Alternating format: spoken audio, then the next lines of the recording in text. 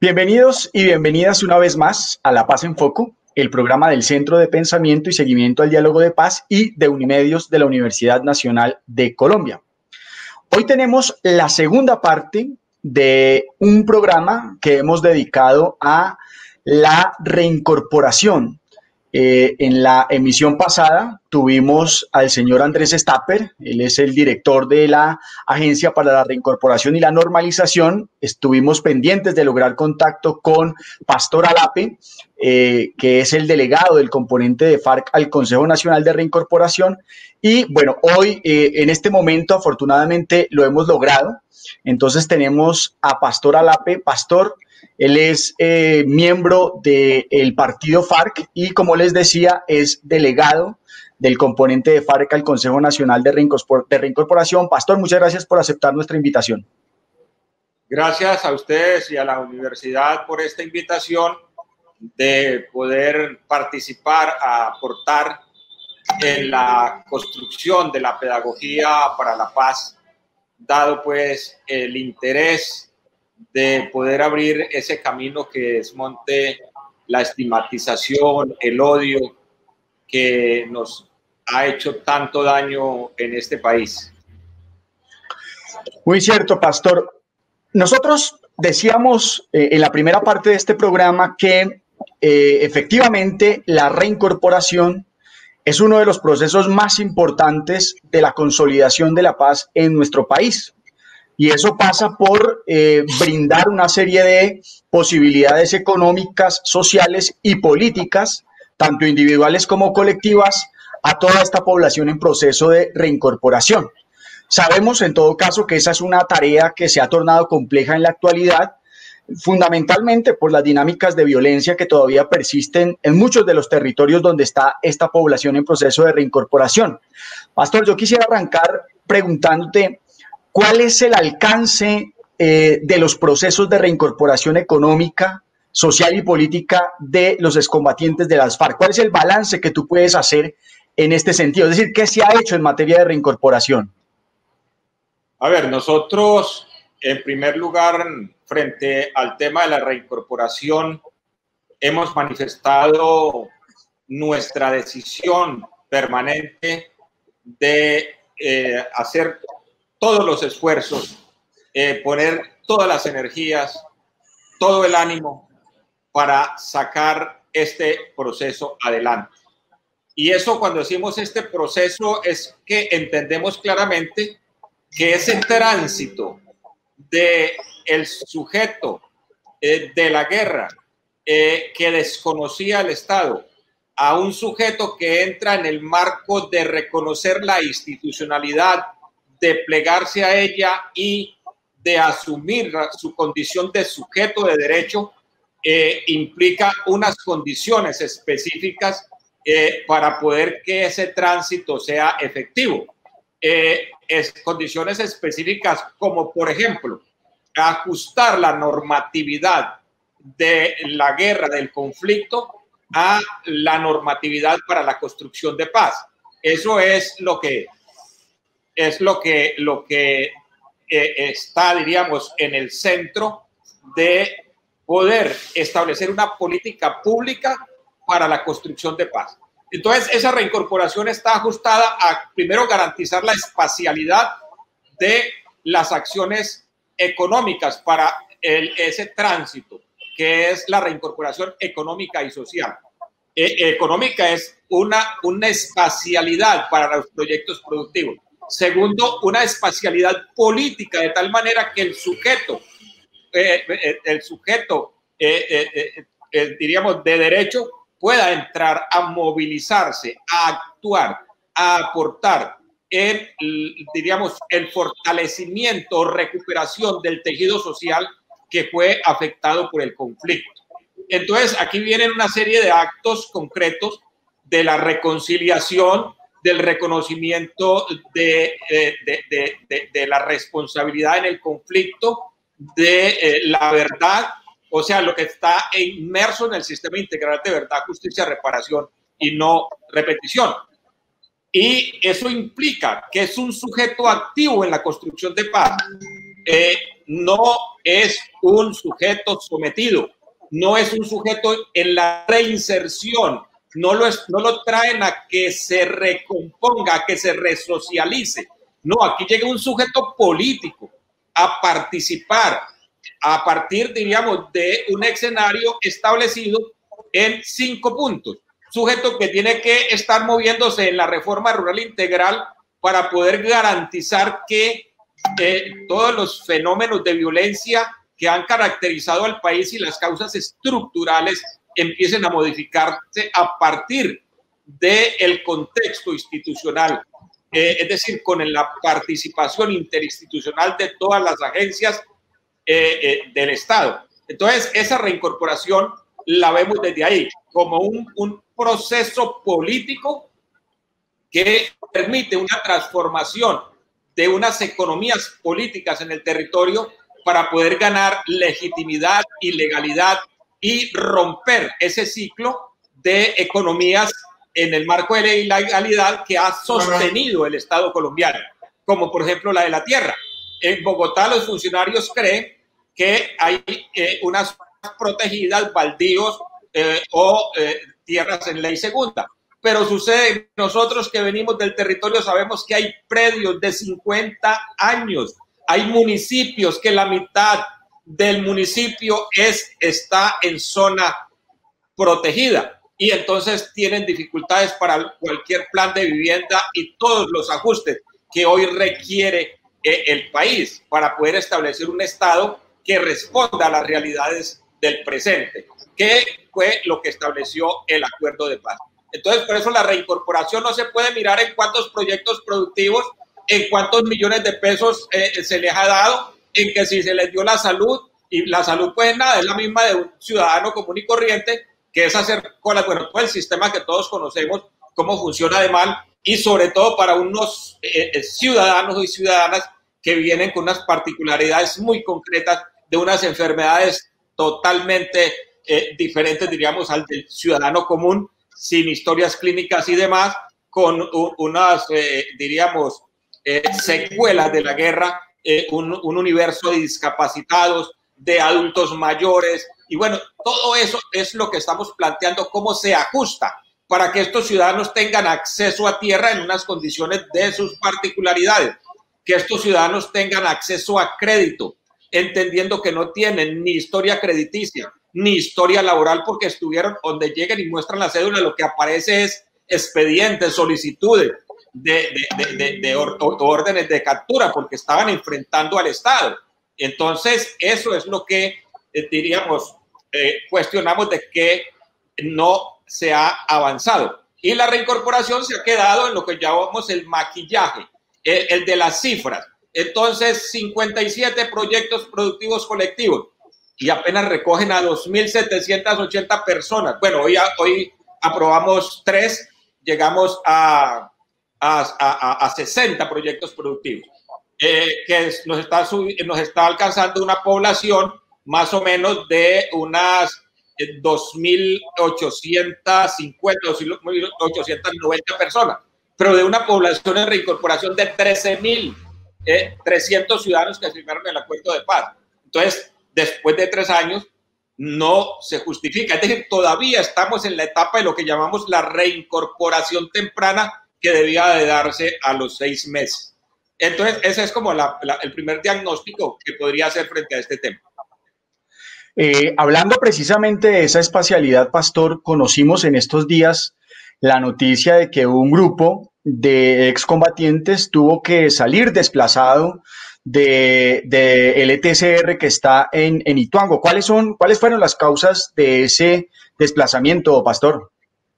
Bueno, exactamente vengo de ahí, de aquí de San José de Leones. Estamos haciendo este programa desde Mutatá, porque venía acompañando ese desplazamiento al que, diríamos, lo hemos definido por sus propios, es decir, en el marco del derecho internacional humanitario, un desplazamiento forzado. Esta población allí se tiene que desplazar debido a que han sido asesinados 11 integrantes de esa comunidad, entre ellos el hijo de una compañera en proceso de reincorporación, un niño de 15 años. Además, la junta directiva del espacio y del partido y de la cooperativa fue amenazada por actores armados en el territorio.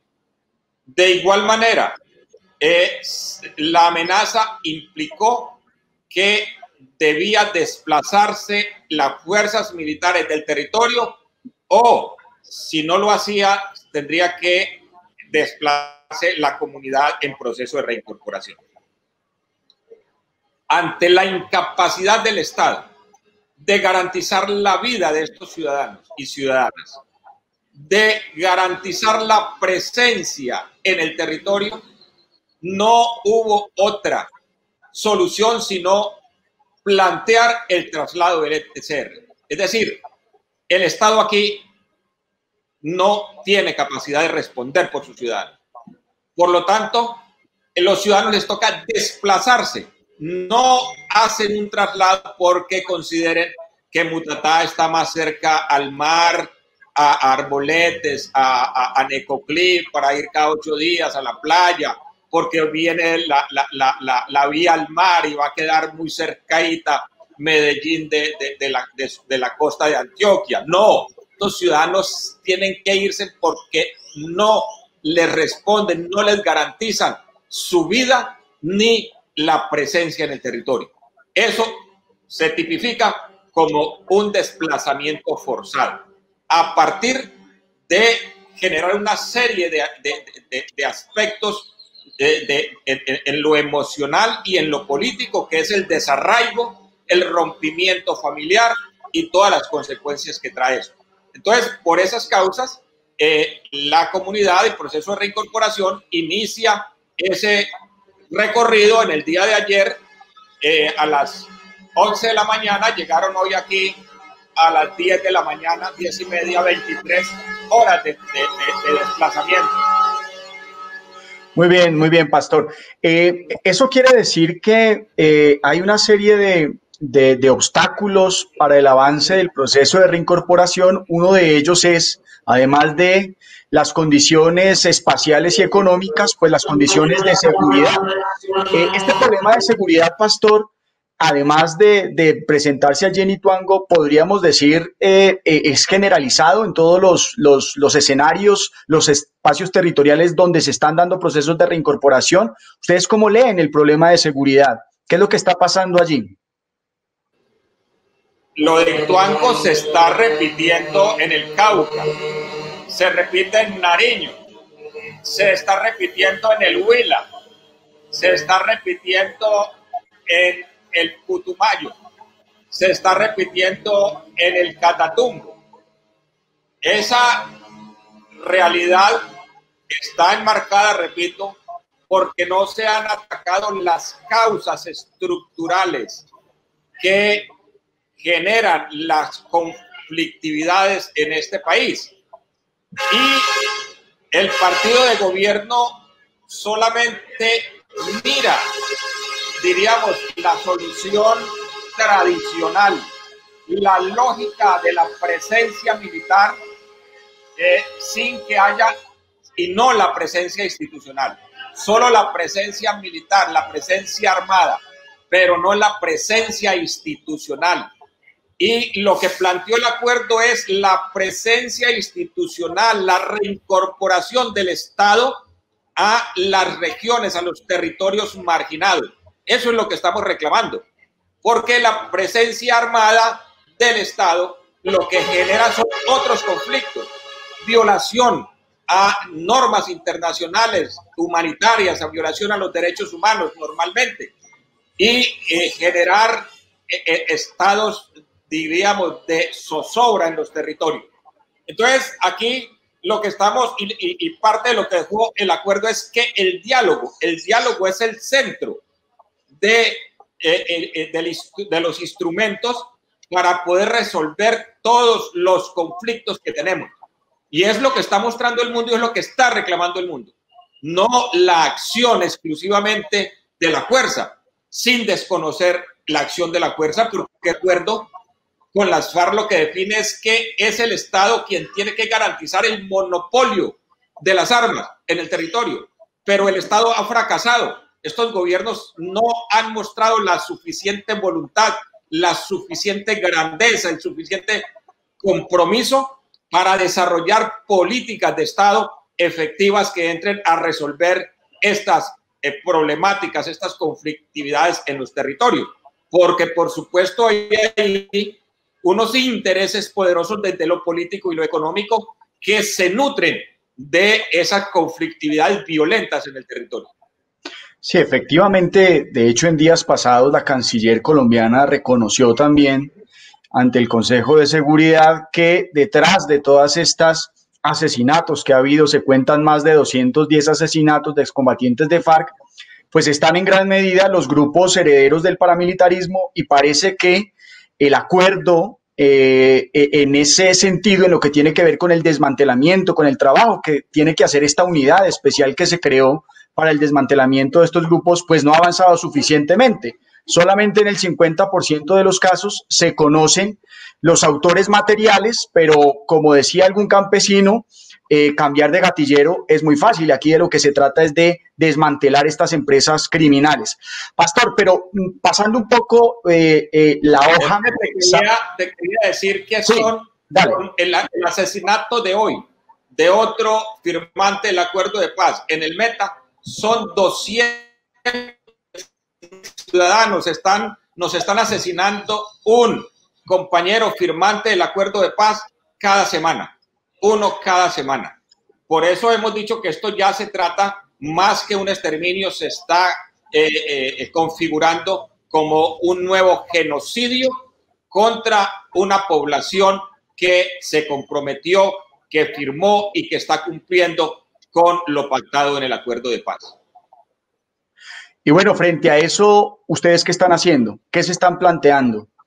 Pues primero exigiéndole al gobierno y la responsabilidad del partido de gobierno que se nutre de la violencia, que se nutre de la sangre de los colombianos y polariza con un discurso agresivo de odio y no un proceso, digamos, de una gramática reconciliadora, entendiendo las responsabilidades que todos tenemos que asumir en lo que correspondió al conflicto. En ese sentido, nunca las FARC, los integrantes de FARC, los que hoy estamos en proceso de reincorporación, nos hemos negado, hemos estado respondiendo ante la Comisión Especial de la Verdad, ante la Jurisdicción Especial para la Paz y de igual manera trabajando con la Unidad de Búsqueda de Personas Dadas por Desaparecidas, es decir, cumpliendo lo que se plantea en el Sistema Integral de Verdad, Justicia, Reparación y no repetición.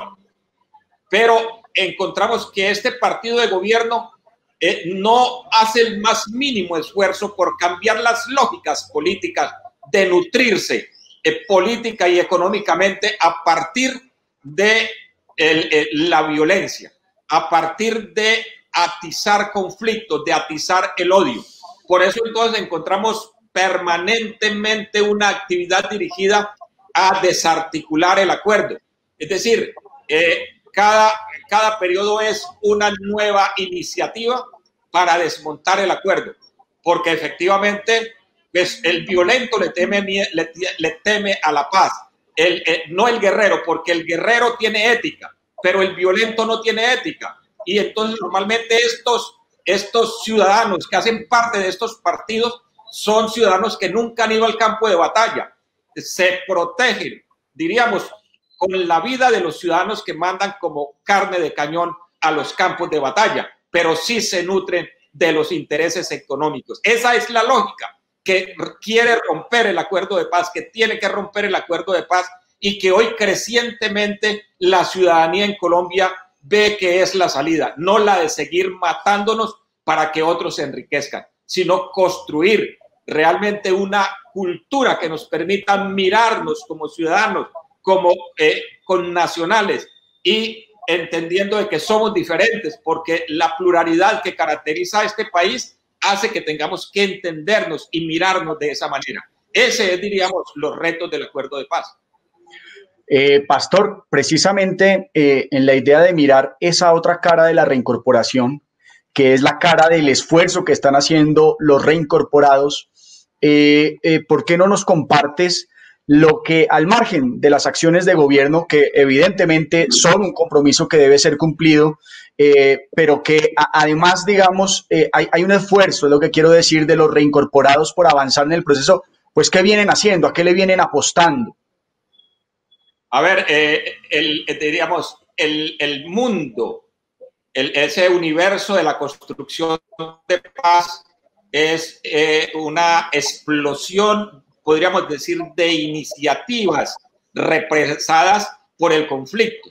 Entonces, hoy encuentra usted a ciudadanos en proceso y ciudadanas en proceso de reincorporación haciendo arte, produciendo alimentos, transformando la tierra, desarrollando iniciativas de vivienda, desarrollando iniciativas para fortalecer las vías, los caminos en las comunidades, iniciativas de investigación científica de la fauna y de la flora en territorios que el conflicto no había permitido entrar a explorarlos.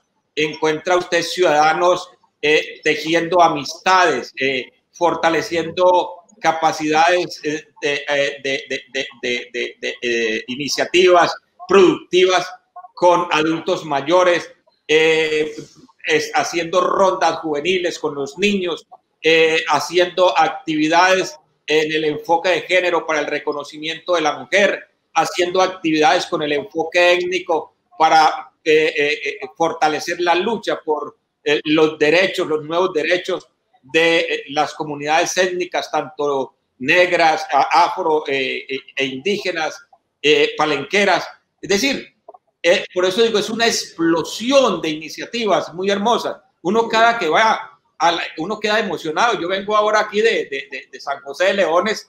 Yo estoy ubicado aquí en el ETCR de Dabeiba y vengo y veo las muchachas. Hoy se le hacía a uno ese nudo aquí en la garganta de la emoción de ver esas mujeres recibiendo a los de San José de Leones con un almuerzo hecho ahí, con los peces que ellos mismos cultivaron, con la yuca que ellos mismos cultivan, con los plátanos que ellos mismos cultivan, y con qué orgullo van sirviendo la mesa como ese ágape de la confraternidad. Hermanos, ustedes no son desplazados, les decía, ustedes son nuestros camaradas, nuestros hermanos, nuestros compañeros, esta es su casa.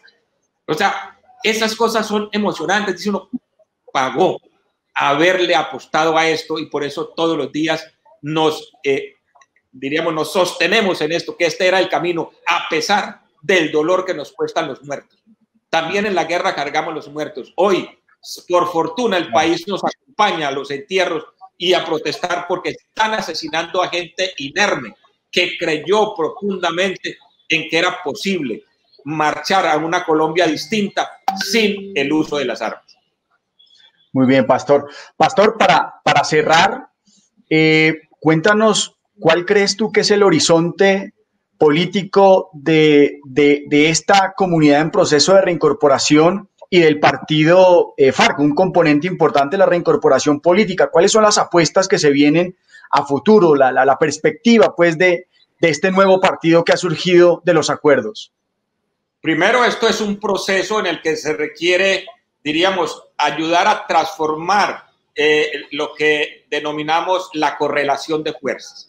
Es decir, tenemos que establecer una correlación de fuerzas favorable a los cambios, y eso implica unos cambios emocionales, culturales, políticos en el ciudadano del común. Por eso ahorita que estamos en el debate de la Asamblea Nacional o Congreso del partido, estamos en un debate interno. Bueno, ¿cómo vamos a presentarnos? ¿Cómo desmontamos de alguna manera la narrativa que se estableció a partir de la confrontación clasista que se daba durante el conflicto, y las tácticas de la guerra en la acción psicológica para desconocer y deshumanizar al adversario?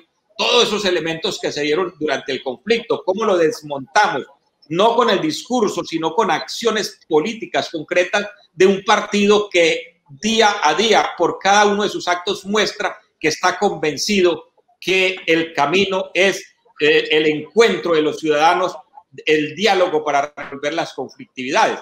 Ese es uno de los retos. pero entendemos que es un proceso. Nosotros de aquí a 2026 como partido tenemos que, diríamos, avanzar en un acumulado efectivo de ciudadanos que nos apoyen con el voto, porque los partidos pues se miden es con el voto. Sí, claro. Puede ser otra cosa, podemos ponernos una ONG, cualquier cosa, con sentimientos altruistas, revolucionarios, profundos, pero si no sacamos un voto que nos permita mantener un escaño en los debates de la construcción política, ya sea en el Parlamento, donde sea, pues no vamos a ser partido político, seremos una ONG, repito, seremos una asociación, seremos una confraternidad, seremos lo que sea.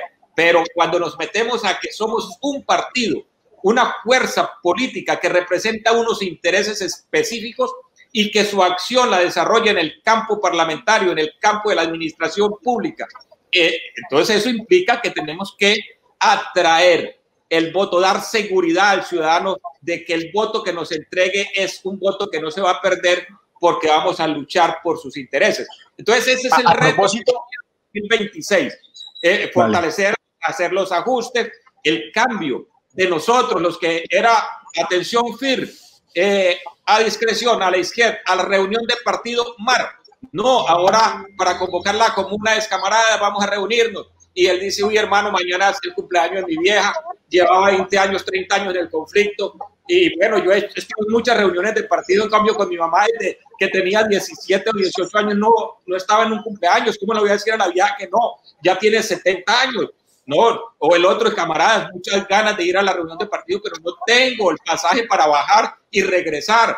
Y bueno, todas esas realidades cuando no se vive en colectivo. Y de igual manera el debate en las direcciones, pues uno cree que ya por la experiencia, años, uno puede decir y entonces todo el mundo le va a copiar y es listo, camarada, como ordene. No, pues hoy estamos que la cultura política implica una mayor horizontalidad en las decisiones. Y ese es un proceso que estamos aprendiendo todos, tanto las bases como nosotros, porque desde la exposición teórica es fácil, pero desde lo práctico, en la acción, es ahí, diríamos, donde se enfrenta lo emocional, el sujeto emocional, el sujeto político, diríamos, político.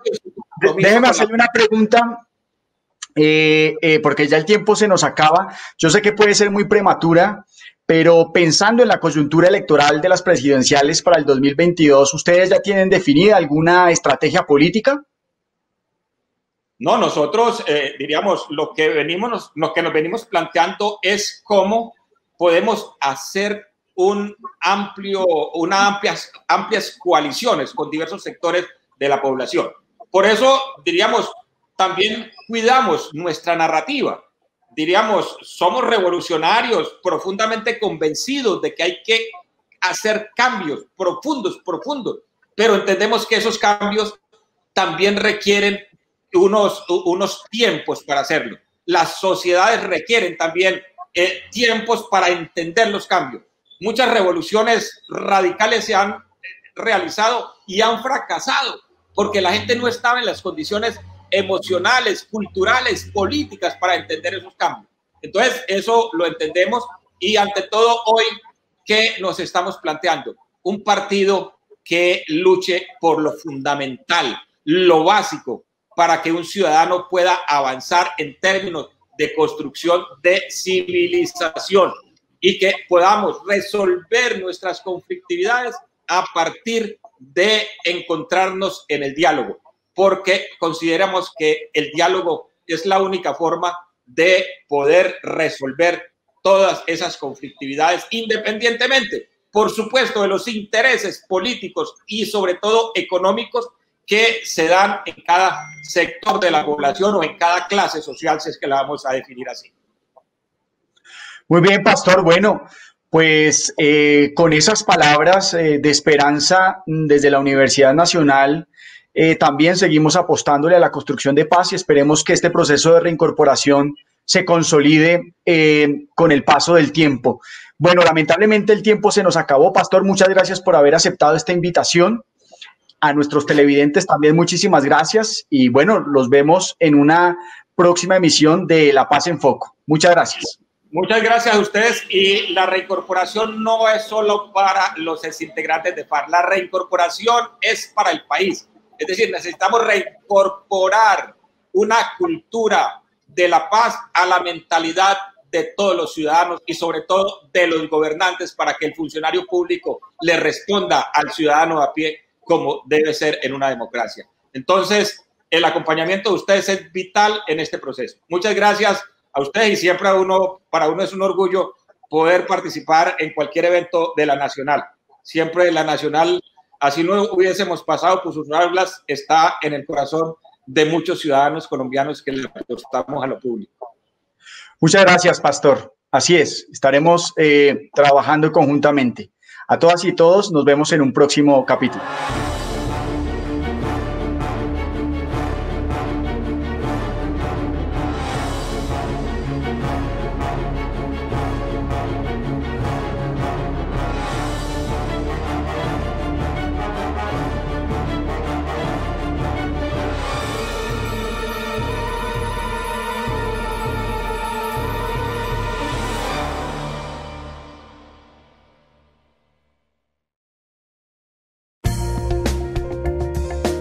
Universidad Nacional de Colombia, proyecto cultural, científico y colectivo de nación.